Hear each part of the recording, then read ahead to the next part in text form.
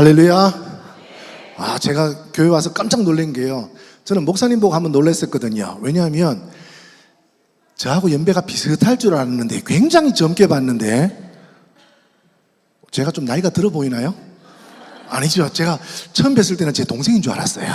근데 저보다 훨씬 형님이시고 목회를 얼마나 씩씩하게 하시고 만날 때마다 씩씩하게 하셔서 야, 대단하시다라는 생각을 했는데, 교회 딱 가보니까는요, 여러분들에게 딱 걸맞는 이름이 하나 있어요. 그게 뭔가 하면 그리스도인이라, 크리스찬이라. 아까 또 스님들 글을 나오시는데 무슨 군대가 행진하는 줄 알았어요. 마나임이라. 하나님께서 우리 파남 장로교회를 축복하실 줄 믿습니다. 우리 이 시간에 이 찬양을 한번 했으면 좋겠습니다. 우리 C코드 한번 잡아주세요. 예수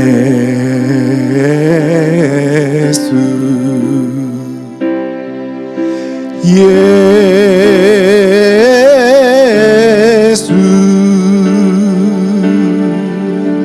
예수 예수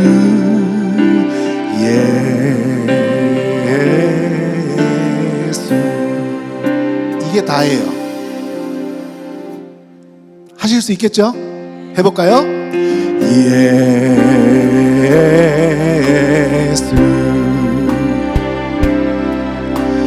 예수 예수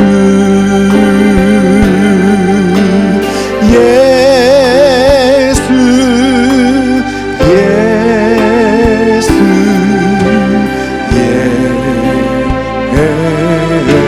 우리 가슴에 손을 놓고 한번 찬양하십시다. 예수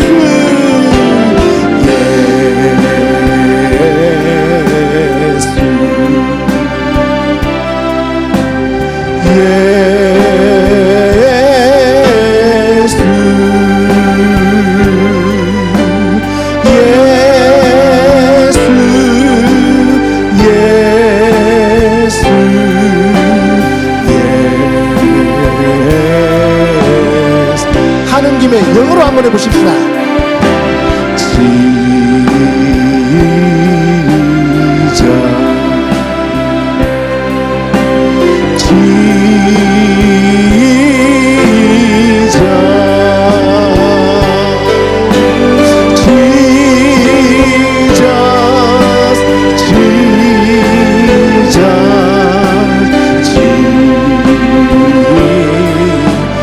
다시 한번 Jesus, Jesus,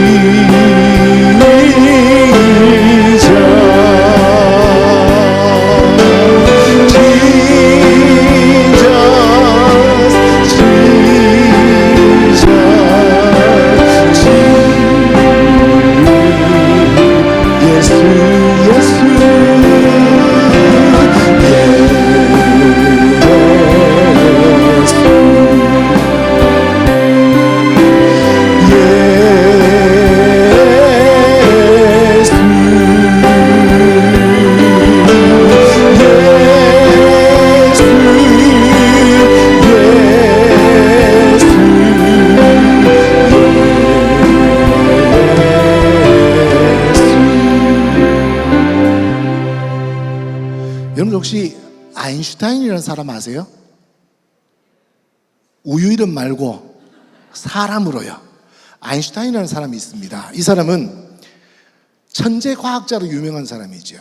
그래서 상대성 이론이라는 오늘날도 이해하기 쉽지 않은 그런 이론을 낸 정말 천재 과학자라 인정받는 사람이에요.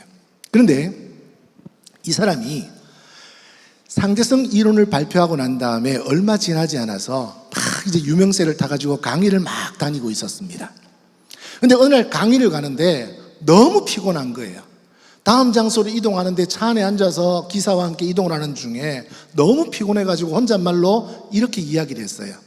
야, 오늘 강의하기 정말 싫다. 누가 내 대신에 강의 좀 해줬으면 좋겠다. 혼자 이야기를 떠가는데요, 앞에 앉아있던 운전기사가 갑자기 씩 웃으면서 이렇게 이야기하더래요. 박사님, 제가 오늘 강의 한번 해볼까요? 그러더래요. 여러분들 아시는 것처럼 이 아인슈타인은 좀 장난기가 있어요.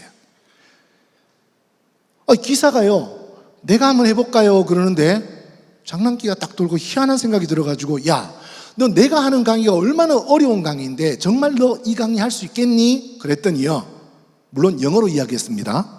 한국말로 제가 번역한 겁니다. 그랬더니요, 이 기사가 제가 교수님 강의를 몇 번 들었는데요, 다 외웠습니다. 이렇게 이야기하더래요. 그래서 그래? 그럼 너 이동하는 중에 한번 운전하면서 강의 한번 해볼 수 있겠니? 했더니요, 운전을 하면서 강의하는데 정말 토시 하나 안 틀리고 그대로 하더라는 거예요. 그래서 장난기가 딱 발동해가지고, 좋다, 그러면 오늘 강의장에 도착하기 전에 너하고 나하고 자리 바꾸자. 자리 바꿔서 내가 기사인 것처럼 차를 몰고 들어가고 네가 강사인 것처럼 해서 강의 한번 해라. 그렇게 이야기를 했습니다.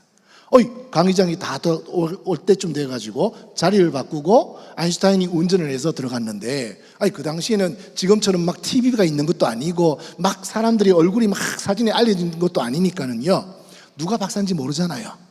진짜로 장소에 딱 도착했더니 문을 탁 열면서 기사를 교수로 알고 딱 영접을 하더라는 거예요. 그래서 아인슈타인이 차를 딱 대고 어떤 상황이 벌어질지 참 궁금해가지고 제일 앞자리에 가서 딱 앉았습니다. 강의가 시작됐는데요, 정말 자기가 들어도 너무너무 잘하더라는 거예요. A는 B고 B는 C고 쫙 강의를 하는데요, 자기하고 똑같이 토시 하나 안 틀리고 하더라는 거예요. 그런데 마지막에 아인슈타인을 긴장시키는 사건이 하나 벌어졌습니다.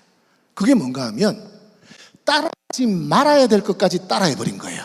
그게 뭔가 하면, 왜 우리 교수님들 강의하고 나면 마지막에 하는 거 있잖아요. 질문 있습니까? 이걸 물은 거야. 그러니까 지금 그 앞에 모여서 듣는 사람들이요, 전부 다 박사들이고 대단한 사람들인데, 석학들인데 무슨 질문이 나올지 모르잖아요. 근데 그만 질문 있습니까? 이거까지 따라해버린 거예요. 그래서 이 아인슈타인이요, 긴장을 딱 해가지고, 야, 큰일 났다, 오늘 들키게 생겼다 싶어가지고 기사를 딱 쳐다보는데요, 기사가 굉장히 여유있게 딱 그 질문을 하고는요, 긴장 하나도 하지 않고 딱 서 있더라는 거예요. 아니야 다를까 조금 있으니까는요, 앞자리에서 머리가 허연 웬 박사님이 손을 탁 들더니요, 오늘 강의 잘 들었습니다. 그런데 제가 그 강의를 듣고 질문이 하나 생겼습니다. A는 B고 C는 C고 이런데 교수님은 이렇게 말씀하셨는데 여기에 대해서 어떻게 생각하십니까? 딱 물었던 거예요. 아인슈타인이 큰일 났다 싶은 게 지금까지 어디를 다니면서도 나오지 않았던 질문이에요.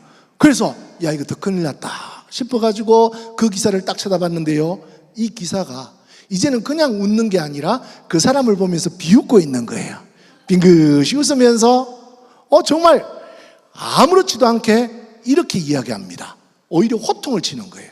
뭐라고 하냐면, 여보시오, 당신도 박사요? 그 정도 질문은 우리 기사도 대답할 수 있어. 기사 대답해 보시오. 이렇게 된 거예요. 야, 얼마나 기사가 똑똑한지요. 그러니까 앞에 있던 아인슈타인이요, 기사복을 입고 앞에 나와가지고 그 질문에 답을 했어요. 그리고 난 다음에 앞에서, 들었지요? 다른 질문 있습니까? 했는데 질문할 수 있어요, 없어요? 못하지요. 기사도 저 정도인데. 강의가 다 마치고요, 차를 타고 그것을 떠나가지고 얼마 지나지 않아서 자리를 바꿔 앉았어요. 바꿔 앉아가지고 아인슈타인이 기사에게 이렇게 이야기합니다. 야, 너 오늘 참 강의 참 잘했다. 그런데 너 마지막에 그 질문 안 했으면 좋았을 건데 그 질문하고 안 떨리더나 물었어요. 그때 이 기사가 굉장히 중요한 말 한마디를 했습니다. 그게 뭔가 하면, 박사님이 계시는데 제가 왜 떨어요? 이렇게 대답하더라는 거예요. 여러분들, 박사님이 계시는데 제가 왜 떨어요? 여러분들, 저기는 그 이야기를 듣고요, 한 가지 딱 들어온 게 있어요. 예수 믿는 사람은요, 예수만 있으면 해결될 줄 믿습니다. 우리 가운데 예수만 있으면 우리가 두려워할 필요가 없어요. 우리에게 찬양의 이름이 뭐가 있습니까? 우리가 내세울 게 뭐가 있습니까? 예수, 그 이름이 우리의 능력인 줄 믿습니다. 그 이름만 있으면 해결될 줄 믿습니다. 우리 다시 한번 이 찬양을 한번 할까요? 예수,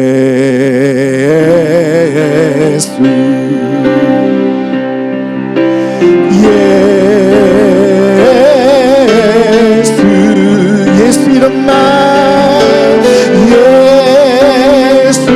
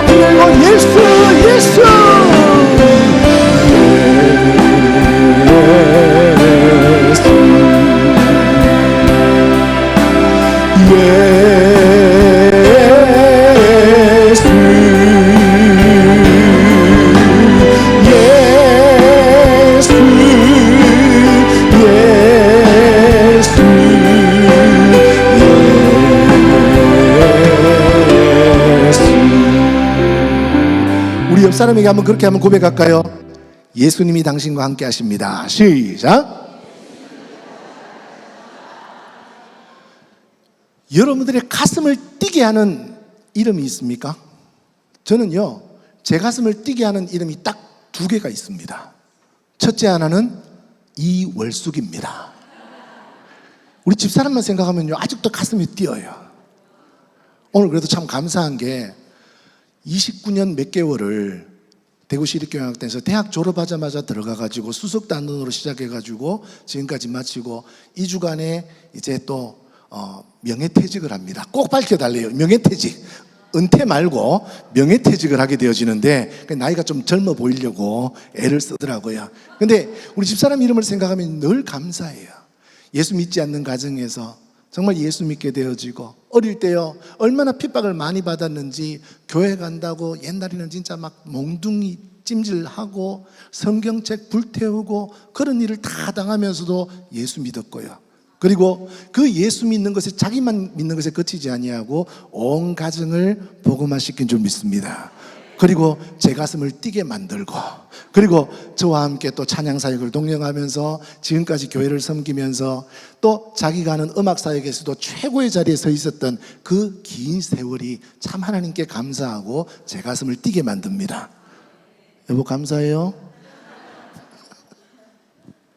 두 번째로, 아니 더 제 가슴을 뛰게 하는 이름이 있어요. 그 이름이 예수예요. 사랑하는 여러분, 여러분들도 예수 이름만 생각하면 가슴이 뛰는 은혜가 있어지기를 간절히 소망합니다. 우리 예수님이, 그 이름이 우리의 능력이요 우리의 구원의 본질인 줄 믿습니다. 예수 믿으면 다 해결되는 거예요. 우리 가운데 문제가 있습니까? 우리 가운데 고난이 있습니까? 우리 가운데 어떤 어려움이 있을지라도 우리 주님의 이름이 선포되어지면, 내가 내 이름으로 구하는 자들에게 다 응답하시겠다고 약속하신 그 주님의 이름을 부르면 우리의 모든 문제가 해결되어질 줄 믿습니다. 그 예수가 얼마나 귀한지요. 그 예수님께서는요 우리를 살리시기 위해서 십자가를 지신, 생명을 바치신 분이신 줄 믿습니다.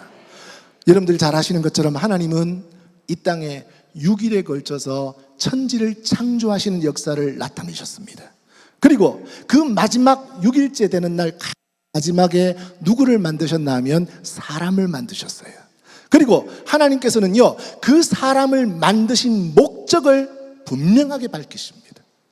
하나님께서는요 우리 사람을 만드셨는데 첫 번째로 우리를 만드신 목적을 밝힌 곳이 있습니다. 그게 어딘가 하면 창세기 1장에 보면 아담을 만드시고 난 다음에 내가 왜 아담을 만들었는지를 설명하십니다. 우리 창세기 1장 한번 볼까요? 창세기 1장 28절 말씀 함께 한번 읽습니다. 시작. 하나님이 그들에게 복을 주시며 하나님이 그들에게 이르시되 생육하고 번성하여 땅에 충만하라. 할렐루야. 하나님께서 사람을 만드시고 심히 보기 좋았더라. 그런데 그를 통하여서 하실 일이 있다는 거예요. 그 일이 뭔가 하면 생육하고 번성하여 땅에 충만하고 땅을 정복하고 다스리는 자, 하나님을 대신해서 이 땅을 다스리는 자로 세워주신 줄 믿습니다. 저는 참 이해가 안 되는 게 많아요. 육체적으로 보면 사람은요 너무 연약한 존재예요. 사람이 호랑이보다, 사자보다, 곰보다 힘으로 따지면 얼마나 연약합니까? 그런데 희한한 거는요 사람들은요 자기보다 더 강한 사자도 잡아가지고 동물원에 모셔놓고 호랑이도 잡아가지고 동물원에 모셔놓고 거기 가서 구경을 해요. 구경할 뿐만 아니라 그 무서운 사자와 호랑이와 곰을요 훈련을 시켜가지고 말 잘 듣는 순한 짐승을 만들어 버리더라고요. 어떻게 이런 일이 있을 수 있을까? 하나님께서 사람을 만드셔서 땅을 정복하고 다스리는 자가 되라 명령하셨기 때문에 이런 일이 되어진 줄 믿습니다. 저는 그래서 하나님께서 사람을 만드신 목적 가운데서 창세기 1장 28절의 말씀을 가지고 뭐라고 생각을 했냐 하면, 이거는 하나님께서 사람들에게 주신 권리적 내용이다. 권리다. 특권이다. 하나님께서 사람을 창조하시고 그에게 특권을 주셨다. 그래서 세상 만물이요 사람 앞에 마치 하나님께 복종하듯 복종하게 되어진 줄 믿습니다. 여러분들 사람이 잘나서가 아니에요. 여러분들 사람이요 특별한 거 뭐 있습니까? 여러분들 사람이 다른 동물과 다른 게 뭐가 있어요? 많은 분들이 그렇게 이야기해요. 사람은요 하나님께서 빚어 만드셨어요. 뭘로요? 모르세요? 흙을 빚어 만들었잖아요. 그런데 각종 새와 들짐승은 어떻게 만드셨어요? 말씀으로 해. 거짓말 마세요. 여러분들이 성경을 제대로 안 읽어서 그래요. 우리가 너무 세뇌가 돼 있어. 천지를 창조하실 때 말씀으로 창조하셨다, 이것만 자꾸 기억하니까는요 창세기 1장에 보니까 맞거든. 그러니까 2장을 의심 없이 넘어가 버려요. 근데 성경을 보면요 사람이나 각종 새와 들짐승이나 똑같이 흙을 빚어 만들었다 말씀하세요. 창세기 2장 한번 보여주세요. 창세기 2장 19절에 한번 읽어볼까요? 시작.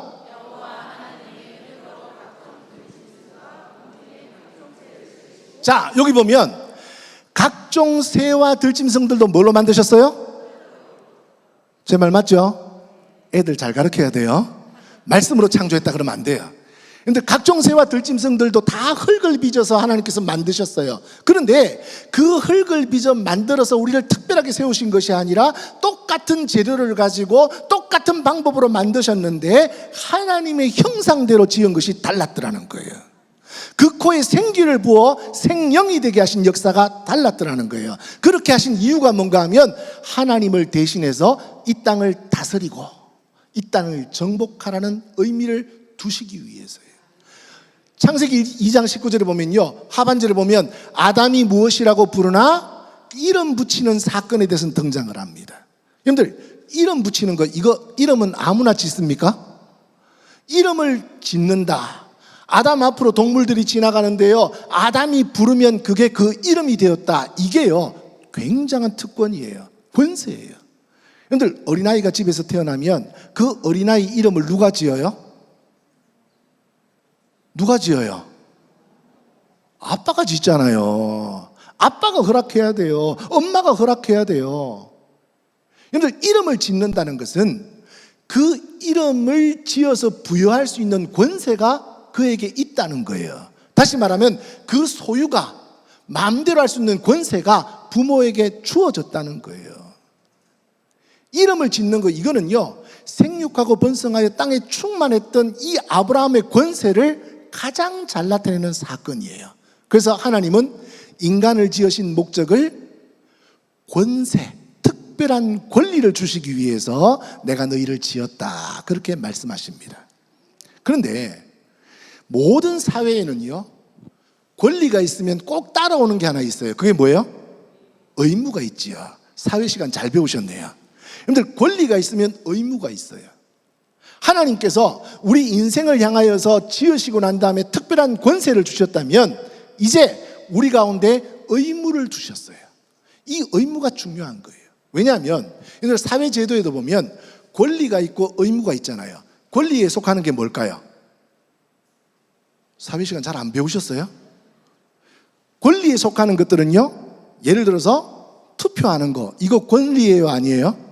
권리의 투표권, 참정권, 이런 거 특권이에요. 특권. 그래서 한국 국민이라면 투표를 통하여서 내 의사를 밝힐 수 있는 거, 이게 권세라고요. 권리라고요.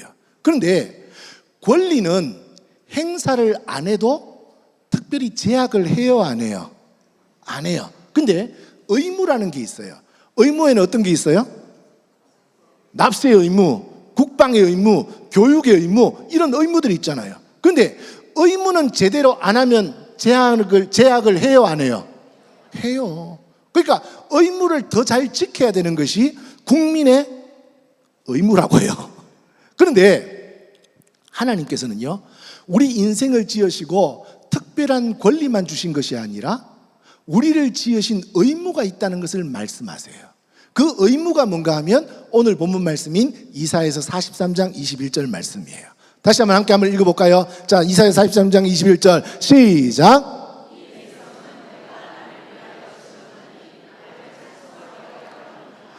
저는 어릴 때부터 전도사가 되자마자 집사람과 함께 찬양 사역을 하면서 전국을 다니면서 집회를 했었거든요. 그때는요, 정말 이 찬양이 하나님께서 주신 귀한 예배의 방법일 뿐만 아니라 우리에게 부여하신 의무다라는 사실을 깨달았던 거예요. 하나님께서 우리를 만드셨는데 왜 만드셨다고요? 나의 찬송을 부르게 하기 위해서 우리를 만드셨다는 거예요. 이거는요, 해도 되고 안 해도 되는 선택이 아니라 반드시 해야 되는 의무예요. 근데 왜 하나님께서 특별히 이사야서 43장 21절을 통하여서 내 찬송을 부르라, 나의 찬송을 부르라 명령하셨나 하면요, 하나님 나라에 있었던 전투와 관계가 있어요. 하나님 나라에 하나님을 수종드는 천사들이 있었습니다. 그런데 그 천사들 중에서 한 천사가 유독 하나님 앞에 대적해서 하나님 나라에서 전쟁을 일으킵니다. 그런데 이 천사가요, 하나님 앞에 대적하여 전쟁을 일으킬 때에 그 마음에 어떤 마음을 가지고 하나님을 대적해서 전쟁을 일으켰나 하면 내가 가장 높은 자와 견주어 보리라, 그렇게 말씀한다고요. 그의 이름이 뭔지 혹시 아세요? 루시퍼라고 알려져 있잖아요. 루시퍼. 그런데 그 루시퍼는요, 원래 천사였었어요.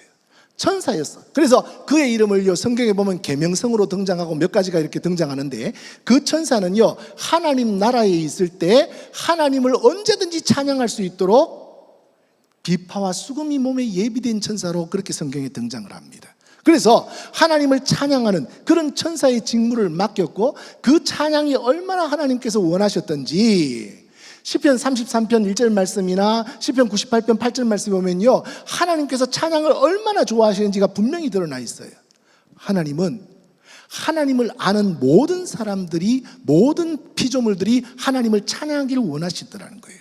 그래서 그 찬양하는 천사의 권세를요, 특별하게 높이 만들어 주셨다고요. 여러분들 성경에 보면 천사의 이름이 몇 가지가 등장하는지 혹시 아세요? 제일 많이 등장하는 천사 혹시 누군지 아세요? 가브리엘. 네, 가브리엘 뭐 하는 천사예요? 여러분들, 저는 이 L자 붙는 천사들, 성경에 등장하는 천사들은요, 최소한 그 하나님 나라에서 요즘 우리말로 말하면 장관급이에요. 장관급. 하나님 나라에 천사가 많거든요. 근데 그 무수한 천사들 중에서 천사장이라고 하는 자리는요, 요즘 말로 하면 대통령이 있고 장관급에 해당되는 것이 천사장들의 위치였다고요. 가브리엘은 뭐 하던 천사였을까요? 제일 유명한 사건이 수태고지. 예수님이 나실 것을 알려주고 하나님의 뜻을 알리는 역할을 했잖아요. 그러면 가브리엘 천사는 요즘 장관급으로 비유하면 어디에 비교하면 될까요? 그치, 교통체신부 장관. 하나님 나라의 교통체신부 장관 역할을 했던 것이 가브리엘이에요. 또 하나의 천사가 등장합니다. 혹시 누군지 아세요? 미가엘. 미가엘은 뭐 하는 천사예요? 국방부 장관이에요. 그렇죠. 전쟁하는 천사예요. 전쟁하는 천사. 루시엘도요, 루시퍼라는 이름이 있기 전에 루시엘이라는 천사의 형태로 존재했을 것 같아요. 그 루시엘일 때 이가 뭘 했냐면 하나님을 찬양하는, 그럼 무슨 장관쯤 될까요? 문화공보부 장관, 문체부 장관, 그런 역할을 했던 것이 루시엘이에요. 근데 이 루시엘이요, 어느 날 하나님만, 내 위에 계신 하나님만 높여드리고 하나님을 찬양해야 되는데 어느 순간 자기 밑을 본 거예요. 자기 밑을 보니까는요, 하나님 나라의 천사의 3분의 1이 자기에게 속해 있는 거예요. 명령 딱 내리면요, 마치 군사들처럼 움직이는 거예요. 자기 명령 아래에 3분의 1의 천사가 있으니까는요, 마음속에 교만한 생각이 들었습니다. 어떤 생각인가 하면 내가 가장 높은 자와 견주어 보리라. 내가 지금 요 천사들 잘 이용하고 작전 잘 짜면 하나님보다 높아지겠구나, 이런 마음이 들었던 것이 하나님 나라의 전쟁의 스토리라고요. 그래서 그 전쟁에서 미가엘이 결국 그 루시엘이라는 천사를 타락한 천사들과 함께 다 하늘나라에서 내치는 이야기가 성경에 등장합니다. 이처럼 찬양이라고 하는 것은 하나님께서 굉장히 좋아하시는 것이고, 그 찬양을 담당했던 루시엘의 지위를 그만큼 높여놓으셨던 이유가 있다는 거예요. 그런데 이 루시엘이 마음에 교만이 와서 내가 하나님보다 높아지기 원하는 그 교만이 있을 때에 하나님 나라에서 반역을 일으켰던 거예요. 그래서 하나님이 가장 싫어하는 게 뭔가 하면 성경을 보면요, 교만한 자를 가장 싫어하세요. 여러분들, 아담과 하와가 타락할 때도 결국 교만함 때문에 문제가 되어진 거예요. 사탄이 하와를 꼬실 때 뭐라고 이야기했어요? 이거를 먹으면 누구처럼 눈이 밝아져요? 하나님처럼. 우리 인생 가운데도요, 스스로 높아지려고 하는 이 교만한 마음이 있는 거예요. 그래서 하나님께서는요, 그런 교만한 마음을 경계하시기 위해서 네 위에 하나님이 있다, 네 위에 내가 있다라는 사실을 드러내기 위해서 너희들은 항상 나의 찬송을 부르고 나를 기억해라. 할렐루야. 그것이 하나님이 우리를 만드신 목적이라는 거예요. 하나님은 우리를 만드실 때에 특권만 주신 것이 아니라, 권리만 주신 것이 아니라 교만하지 않도록 하나님을 기억하는 인생이 되라는 의미에서 하나님을 찬송해라, 그렇게 말씀하셨다고요. 저는 간절히 바라기는요, 우리 파남종로교회 모든 성도님들이 하나님만 높이는 귀한 성도들이 되어지기를 주님의 이름으로 축원합니다. 하나님만 기억하고요, 예수 이름만 기억하고요, 그 하나님만 높이는 자들은요, 하나님께서 높여 주실 줄 믿습니다. 스스로 높아지려고 하면 교만한 자리에 서게 되어지지만 하나님께서 높이시면 그 영광을 세상이 감당치 못하는 영광 가운데 우리가 거하게 되어질 줄 믿습니다. 하나님을 찬양하는 거, 이거는요 굉장히 중요한 이야기예요. 많은 사람들이 그런 이야기합니다. 내가 하나님 한 번 봤으면 좋겠다, 내가 하나님 한 번만 보면 나는 하나님 정말 잘 믿을 거야, 그렇게 이야기하잖아요. 여러분들, 성경에 보면요, 하나님을 만나는 방법에 대해서 말씀하고 있는 곳이 있어요. 시편 100편 한번 띄워주실래요? 시편 100편에 보면요, 하나님을 만나는 방법이 4절에 딱 등장하는데 한번 읽어봅시다. 자, 시작.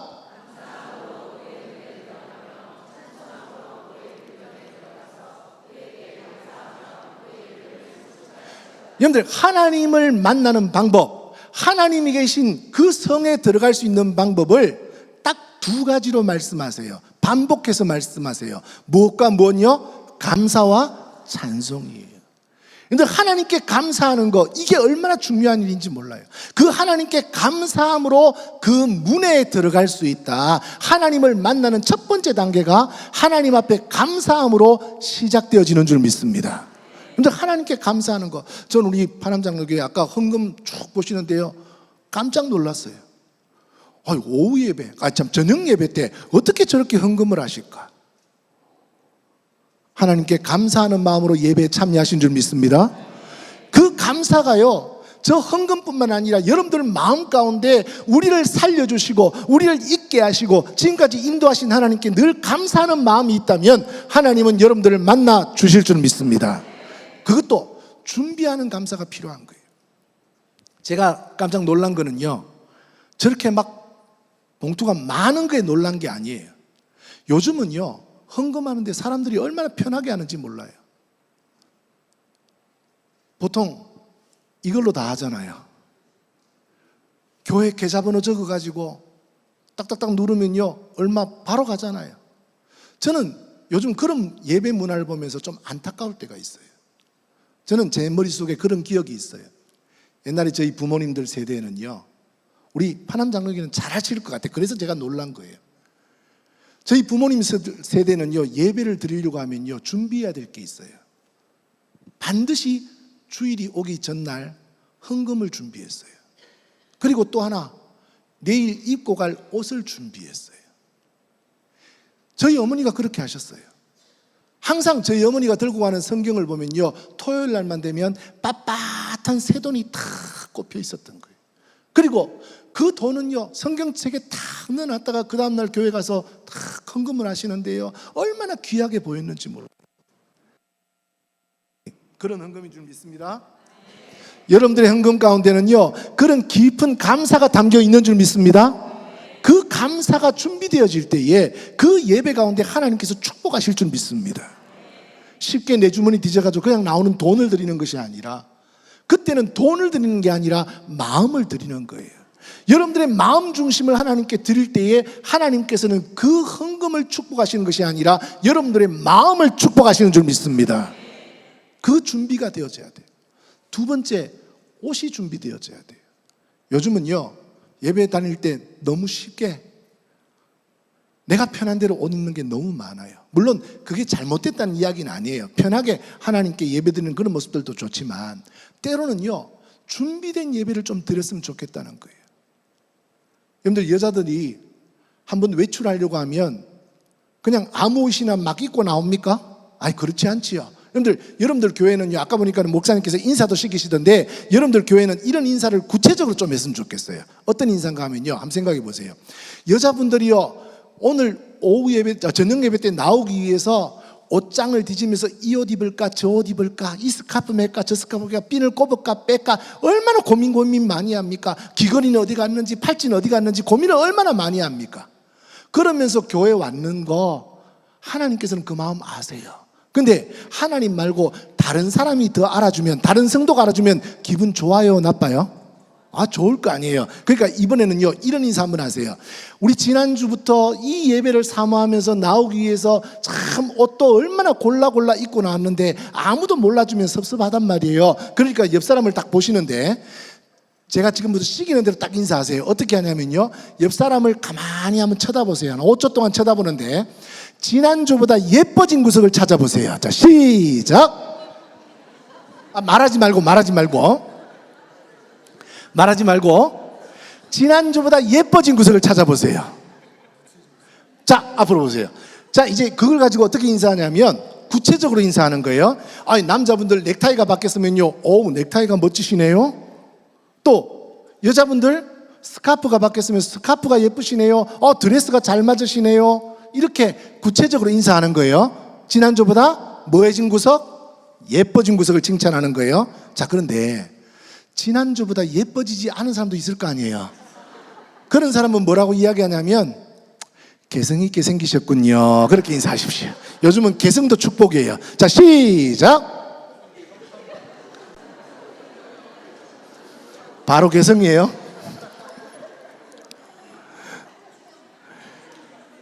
여러분들, 하나님 앞에 준비된 예배를 드리면요, 참 기쁨과 즐거움이 있는 줄 믿습니다. 하나님께 준비된 예배를 드려야 돼요.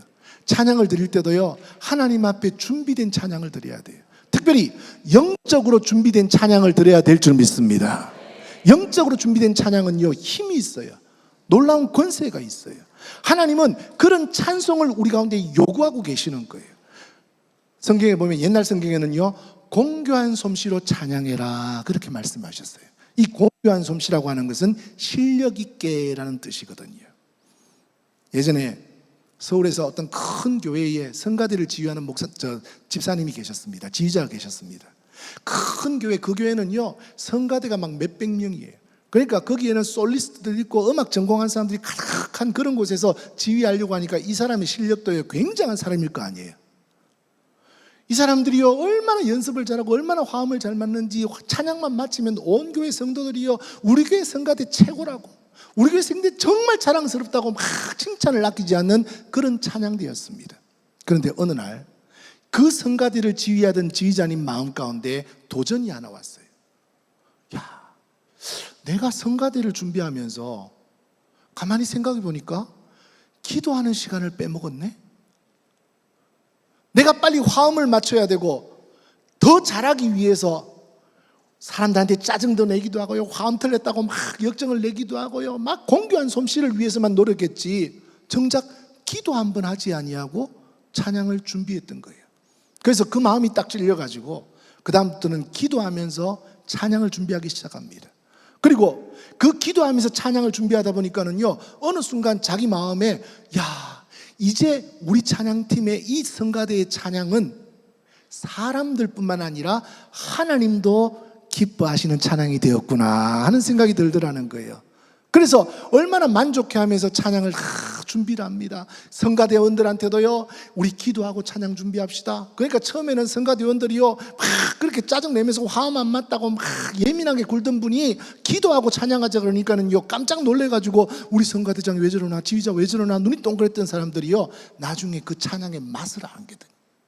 영적으로 하는 찬양의 맛을 아는 거예요. 여러분들, 찬양은요 실력으로 하는 것이 아니라 영적인 은혜가 더해질 때 거기에 권능이 나타나는 줄 믿습니다. 옛날 시골 할머니들 보면 찬송가 558장을 모르는 찬양이 하나도 없어요. 똑같이 불러요. 하나님이 세상을 이처럼 사랑하사, 이런 찬양 끝나는 거야. 근데 그분의 찬양을 들으면요 은혜가 돼요. 이분이 찬양을 준비하는데 그런 찬양단의 수준이 되어졌더라는 거예요. 그런데 그렇게 하나님 앞에 만족하고 찬양을 준비하고 있는데 마음속에요 사탄이 시험 드는 말을 하나 던지더라는 거예요. 그게 뭔가 하면 이상하다. 전에는 우리가 실력으로 찬양하고 정말 화음으로 찬양하고 준비를 잘했을 때는 성가대에 대해서 칭찬이 끊이지 않았는데 어느 순간부터 성도들 중에 아무도 칭찬을 하지 않더라는 거예요. 이게 시험이 든 거예요. 우리 찬양대 너무 잘했어요, 솔리스트 너무 잘했어요, 이렇게 칭찬하던 칭찬이 딱 끊어진 거예요. 그래서 이분이요 하나님께 기도했대요. 하나님, 내가 하나님의 말씀대로 은혜로 찬양하기 위해서 이렇게 준비를 하는데 왜 사람들이 칭찬을 안 하지요? 전에는 사람들이 와서 칭찬도 해줬는데 정말 이게 나는 하나님이 받으신 찬양이라고 확신하는데 이제 칭찬의 소리가 끊어졌네요. 이렇게 하나님께 넋두리처럼 기도했습니다. 그랬더니 하나님께서 그 마음에요 확실한 응답을 이렇게 주시더래요. 야야, 6살짜리 꼬마가 교향악단을 평가하는 거 봤나? 이러시더랍니다. 여러분들, 하나님의 수준, 하나님의 귀에 합한 찬양은요 사람이 평가할 수 없는 줄 믿습니다. 그런 경지가 되어지더라는 거예요. 여러분들, 하나님은요 이스라엘의 찬송 중에 거하시는 하나님이시고 산들도 하나님을 손뼉하며 찬양해야 되는 찬양의 주제이신 줄 믿습니다. 그리고 우리는 그분을 기억하고 그분을 높여드려야 교만해지지 아니하고 타락하지 않는 인생을 살 수 있는 거예요. 사랑하는 여러분, 오늘 이 밤에 여러분들을 지으신 하나님의 목적을 기억하십시오. 여러분들에게 하나님은 권세도 주셨고요 의무도 주셨어요. 특별히 이 의무는 하나님을 기억하고 하나님만 높여드리는 은혜를 우리 가운데 요구하시는 줄 믿습니다. 우리가 하나님만 높여드리면 하나님은 우리 가운데 온전히 역사하실 줄 믿습니다. 그 창조의 역사를 기억하시고 우리가 지금은 부족해도 하나님이 영광 받으시는 그날, 하나님 나라에서 감사와 찬송으로 무장되어 주님을 높여드리는 그날까지 이 땅에서 최선을 다해서 예수 이름을 높여드리는 저와 여러분들의 삶이 되어지기를 주님의 이름으로 축원합니다. 기도하겠습니다. 하나님 감사합니다.